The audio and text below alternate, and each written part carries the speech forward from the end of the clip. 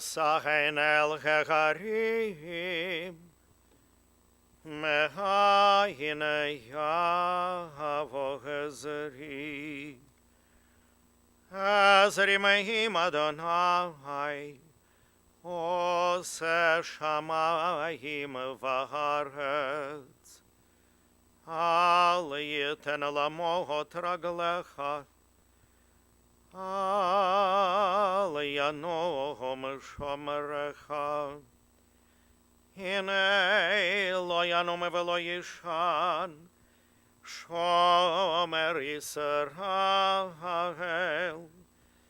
Adonai Shomerecha Adonai Tzilcha Aliyat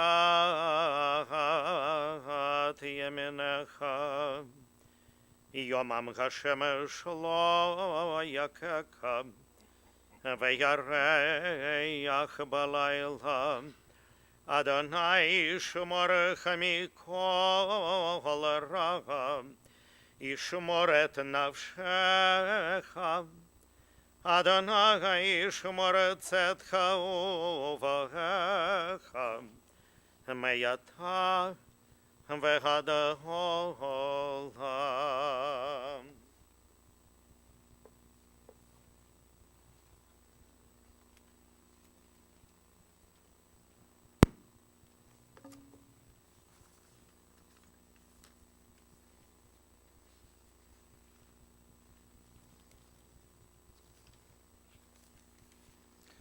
Mizmor LeDavid, Adonai mi yagur b'yahalecha, mi yishkon bahar kadshecha, holech tamim ufoel tzedek v'dover emet bilvavo. Lo ragal al lishono, lo asa l'rehu ra'ah, v'cherpa lo nasa al krovo. Nivzeh be'einav minas v'et yirei Adonai yechabed, nishba l'hara v'lo yamir. O Lord, who will dwell in your sanctuary? Who will live with you upon your holy mountain? He who lives with integrity, who does what is right, who speaks the truth in his heart, who does no evil to a fellow human being. Whoever does these things shall stand firm forever. Kol omer krav amar ma'ekra, kol habasar chatzir v'chol chasto ketzitz hasadeh, yavesh chatzir navel tzitz ki ruach Adonai nashva bo. A voice says, cry out. But I ask, what shall I cry? All flesh is like grass, and all of its beauty is like the flower of the field. The grass withers, and the flower fades when a wind from God blows upon it. Surely, therefore, people are like grass. The grass withers, and the flower fades, but the word of God endures forever. Rhoda and to the rest of the family. You told me your husband was a very fast walker, the fastest walker you'd ever seen. If there had been an Olympic event for fast walking, he would either get the gold or the silver. And since I know he was competitive, he'd probably get the gold. And maybe he was a fast walker because he was a man who felt he had a lot to do, a lot that he wanted to accomplish, and he did. He did. He was a man who got things done. He was street smart. He could size up people and situations and figure them out. He had an intuitive sense about the dynamics of people. In everything he did, everything. He was effective. He was successful. I mean, there are a few things he would not have been good at. A docent at the art museum, he would not have been good at. An usher at the ballet, probably not Herb. I know you experimented with those possible interests. It was no good. But in all other areas of his life, whether career or in his family, he commanded respect. He was in charge of the electrical crews that built some of the most important hospitals and most recognizable buildings in the city. He worked hard.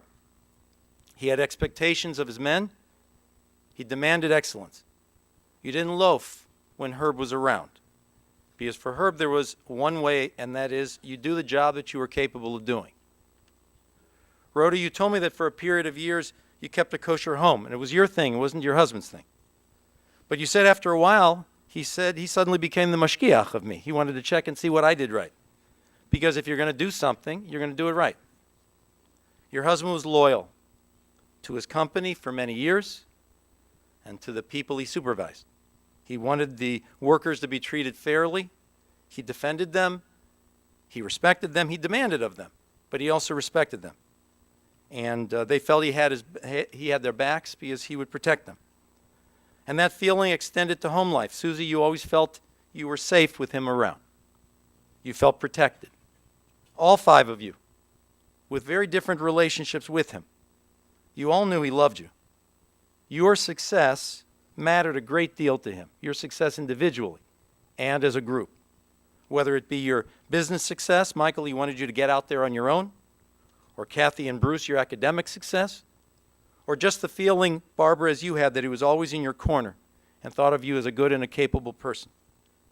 You all knew that your success and the success of the family was very significant to him. And the togetherness of the family. As he saw generation after generation, he was, after all, a great-grandfather 13 times, with number 14 on the way. And his role as patriarch was everything to him. He loved his kids and his grandkids and his great-grandkids. He loved having all of you around him. It was a vitamin to his system. It was the ultimate reward and the ultimate prize. But you knew that life wasn't just meant to be achieved, it had to be lived in a certain way. Herb lived a life with honor. He lived a professional life and a personal life with integrity. He was a decent and he was an honest man. He understood really what the Talmud said 2,000 years ago, that all a man has is his name. And the meaning of a good name is everything. Behave in a way that gives integrity to your life. Didn't he tell you that everything you do reflects on the name Agin? He said that to you. He was a Talmud teacher, he didn't realize it. That's exactly out of the Talmud. He wanted you to recognize that you have to have certain core values. You know, when I was a little boy, I was watching a building, I remember this, I was watching an office building go up, and I kept waiting to see it go up. And it took a long time, and they still didn't seem to be building the building. And I waited, and then suddenly someone explained to me that what goes up on the outside is perhaps the least important. You got to spend all your time building a strong infrastructure in the building. You got to build the beams and the electrical and the materials. That would make the building strong. What's on the inside is what keeps the building up. I think that Herb helped to build a strong infrastructure, and not only at work. I think he built a very strong infrastructure in the family. Certain values without which the whole thing would just topple. Rhoda, I know the 2 of you like to keep to your schedule. The schedule was the schedule, and your family knew where you'd be according to the schedule. He liked his television shows, he liked his Jeopardy, he liked his National Geographic, and then you 2 had your restaurants. Herb could place his order on the way to the dining room and it'd be ready when he sat down. His favorite restaurants loved him and he loved them. And if it was your scheduled day to go to Jack's, and you'd be going to Jack's, and if others were coming along, if one of your grandkids possibly suggested a change, to go somewhere else, try a new restaurant, you and Herb would tell them, "We love you, we're going to miss you today." I understand, I get it. Taboo. You don't suggest a change in your family, I understand. But the fact is, even if Herb as a young man was someone who wanted to keep to a schedule, even if Herb as a young man had been someone who knew he was on a journey and who was planning it out, Herb still couldn't be sure who he was going to meet on the journey, and he met you. And that made the journey successful. You were playing tennis during the day. He saw you. He came to visit you at night, got to know you, and you continued dating, and you never looked back. You 2 were on a journey, on a schedule together that always included each other. And your family knew that they were all part of a larger journey. They were all part of a joint schedule that you 2 had signed on to for life. That's almost 70 years, Rhoda, of that shared schedule. I could say you loved each other, which you did. I could say you believed in each other, which you did. I could say you shared life together, which you certainly did. But most of all, you understood each other. You understood him, and you responded to him. And he so respected you. He so adored you. He respected you for being so smart, for being so capable, so intelligent, so pretty. He trusted you and he supported you. You two had that special mutual admiration that leads to almost 70 years of marriage. He knew he could rely on you, and you also knew you were safe with him, whether it was that horrible night of the burglar in your home, which he interrupted and was shot doing it. He defended you, and he had months of recuperation, or whether it was a lifetime of decisions made together. You and he always identified your place in life with each other. He was close. He had been close to his family growing up. He was the apple of his mother's eye. His dad had also been an electrician, obviously influencing him. Also close to his brother Earl and wife Nancy. Rhoda, you told me he was a little mischievous when he was a younger man. He could be a contrarian. He always had a comeback, some sarcasm. I think the only competition you really had, Rhoda, if it's that, was his flossing. He may have missed his calling as a dental hygienist. I know he had an unusual, passionate relationship with flossing. But I think in a number of you related moments with him. I know, Larry, you spent so much time with him here at the end and so caring. You and the grandchildren, a number of you mentioned how much you saw life wisdom in him, how much you could learn from him. And you always, all of you felt such great satisfaction whenever you knew he was proud of you. He was a proud man. And whatever your relationship was with him, you were all proud of him. As it turns out, ladies and gentlemen, I think we're getting it wrong. There's been a lot of public discussion this year and in recent years about what it takes to be a man. You know, the phrase, he's acting like a man, has apparently become an insult. As if being a man means taking liberties that you're not supposed to take, of showing off, of being disrespectful of women, of thinking it's all about you, of thinking that I can do whatever I want, whenever I want, with no accountability. Is that what it means to be a man? And that, my friends, is a wrong statement. If we think that what it means to be a good man is those things, we're terribly wrong. We're looking at the wrong role models in the wrong places and telling the wrong stories. It's time we recognize what it takes to be a good man. Turns out that being a good man has nothing to do with treating power and people as if they were playthings. It's time we are reminded what it means to be a good man. Being a man means standing by your wife for almost 70 years. Being a man means always respecting your wife. Being a man means always showing you love her. Means never allowing anyone to disrespect her. Being a man means being loyal at work and in the family. Being a man means knowing what is proper and what is not, what is good and what it's not. Being a man means taking care of your job, doing a good job, and coming home to the people you love and wanting to be with the people you love. Herb Agin was a good man, and he acted like a good man. He was a big, strong man. He was athletic. He played sports. He was well groomed, but it was his infrastructure on the inside that made him a good man. I think this is why we call them members of the greatest generation, isn't it? He served in war at the age of 17. He served his country. He came home. He found the woman of his dreams.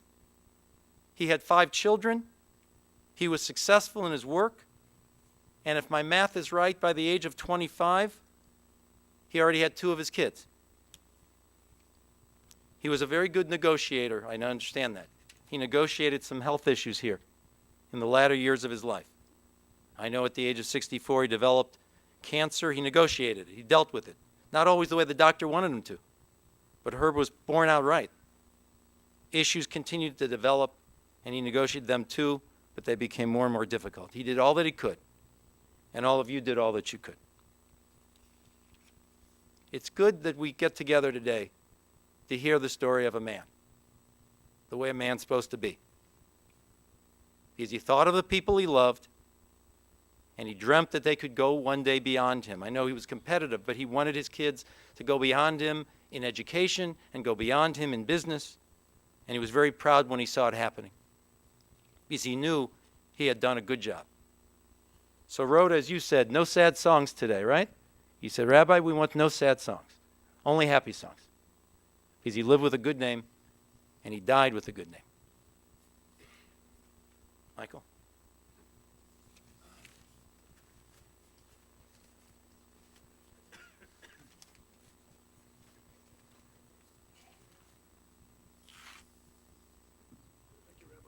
Thank you.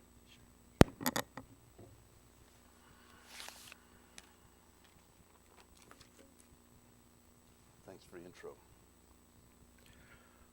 Herbert Bernard Agin. What can you tell about somebody by their name? If your rabbi scoff, he was a bitter herb on Passover, and most of the time you were right. But the literal translation of his name is brave warrior. My father was a brave warrior in high school when he answered a tough bully's threat by being tougher. He was a brave warrior when he joined the Navy at 17 years old to fight the war.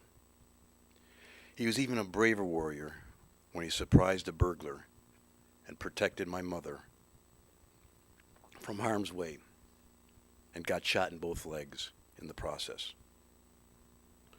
But they took the meaning of brave and somewhat crazy to a new level when he went into the dress business with his mother-in-law, my Bubby Schneider, at the age of 51, and he was still working full-time at Doane Electric. He was vintage Herbert Bernard when he would go out on a vacation and find a jewelry store in the hotel. He'd go in and ask to speak to the owner while he searched for a watch or a piece of jewelry for my mother. He'd spend a few minutes of small talk with the owner and size him up. Then he would tell the owner that he liked an item but wasn't that interested in buying it. And then he would lower the boom. This is what he was willing to pay for it. And usually the owner would decline the offer. But my father told him, "This is my room number, and you can call me if you change your mind." My mother came home with more jewelry and watches that she could ever wear. My parents shared equally the responsibility of raising me, my 3 sisters, and my brother. But really, they have 10 children now. Now, people will come up to me and say, 91 years old, I'll take that right now. But if it wasn't for the compassion and the loving care of my amazing sister, Barbara, and her unconditionally loving husband, Larry, the quality of his later years wouldn't have been the same. They were truly their best friends. And he probably would not have made it to 91 without their help. I'm sure my father loved all of us, and he treated us all the same, just as long as the first letter of our name began with the letter S. My father protected Susie, and we always joked that he favored her, but that was just his way. When Susie married Tom, he knew she found her true soulmate, and you could always tell how much he liked Tom by the way he teased him. Today is a sad day for all of us, but I take solace in the fact that wherever I am, I can pick up the phone and call my sister Kathy and hear my father's voice.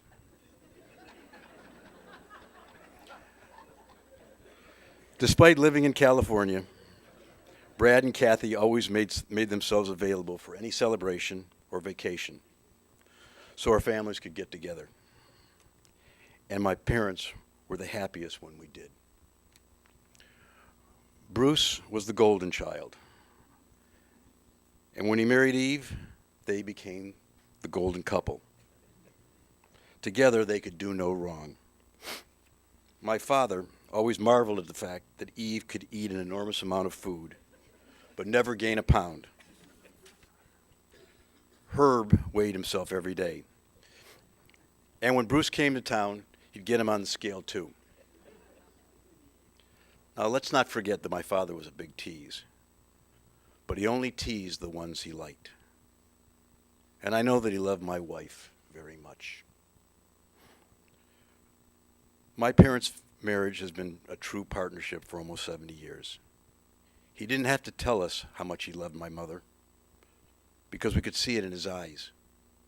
He idolized her intellect and respected her ability to raise 5 kids, starting when she was only 19 years old. She was his rock, and she will continue to be our rock for all of us.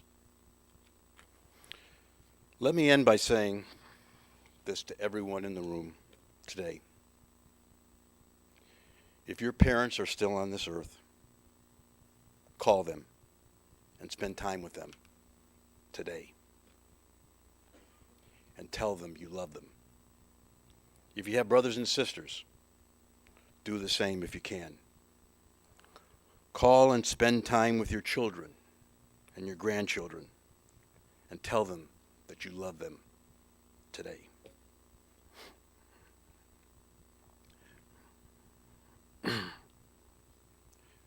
Because yesterday is history, and tomorrow is a mystery, and today is a gift. Spend it wisely and lovingly. And thank you all for being here.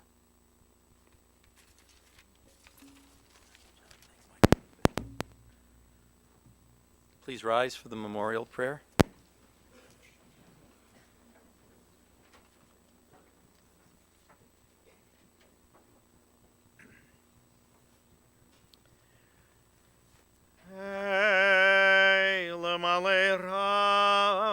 Rachamim, Shochayna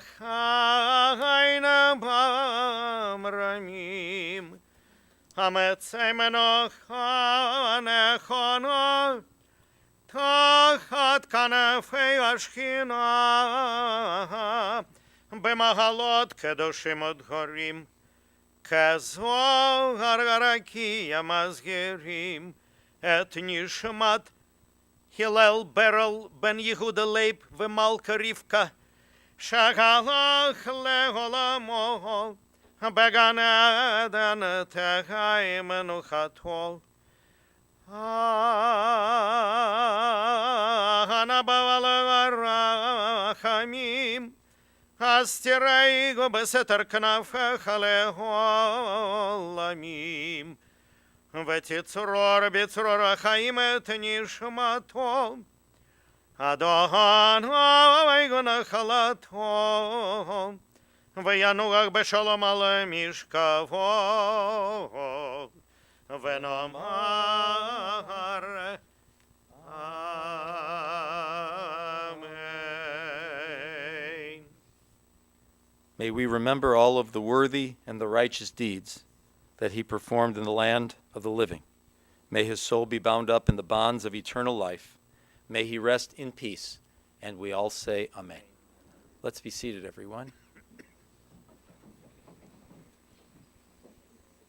We want to offer our condolences to Rhoda, Michael and Barbara, Barbara and Larry, Susan and Tom, Kathy and Brad, Bruce and Eve, to Nancy, and of course to the grandchildren, 18 grandchildren, 13 great-grandchildren. The family will be receiving friends for the Shiva visitation at the Agin residence in Pepper Pike.